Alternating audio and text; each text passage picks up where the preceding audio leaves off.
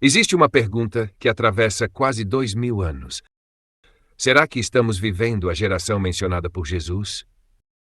Antes de responder, vamos deixar que a própria Bíblia fale. Tudo começou quando os discípulos fizeram uma pergunta.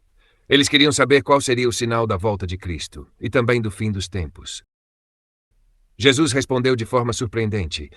Ele não começou falando de datas. Ele começou falando de sinais.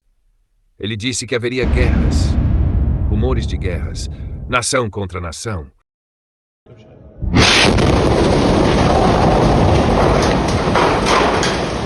Fomes, pestes e terremotos em vários lugares. Depois disso, Jesus fez uma comparação muito importante. No Evangelho de Mateus, capítulo 24, versículo 8, ele disse que tudo isso seria apenas o princípio das dores. Essa expressão lembra uma mulher em trabalho de parto. No começo, as contrações são mais fracas. Depois, elas ficam mais fortes, mais próximas umas das outras, até chegar o nascimento. Essa mesma comparação aparece novamente na Bíblia. Na primeira carta aos Tessalonicenses, capítulo 5, versículo 3. O texto diz que a destruição virá como as dores de parto sobre a mulher grávida. Perceba que a Bíblia usa a mesma imagem 2 vezes. Agora pense comigo.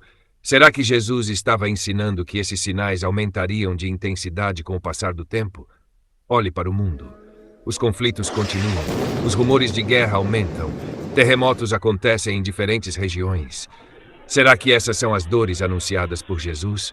Agora chegamos a um fato histórico. Mais de 700 anos antes de Cristo, o profeta Isaías fez uma pergunta impressionante. Como poderia uma nação nascer em um único dia? Durante séculos, isso parecia impossível.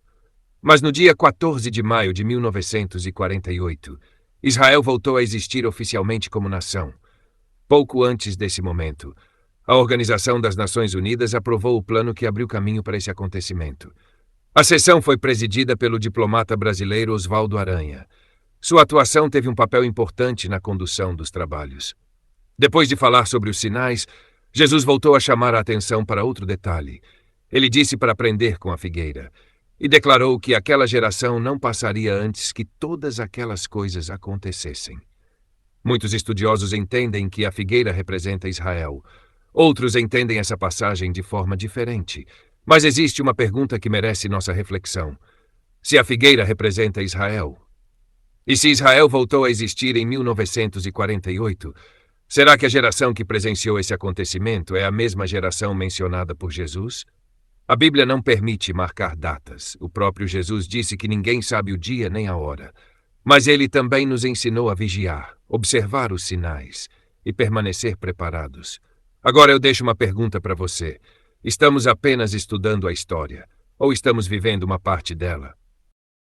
Inscreva-se para mais descobertas e histórias bíblicas. Assine o canal Mano Mineiro no YouTube acessando Mano Mineiro 88 e se junte a essa aliança.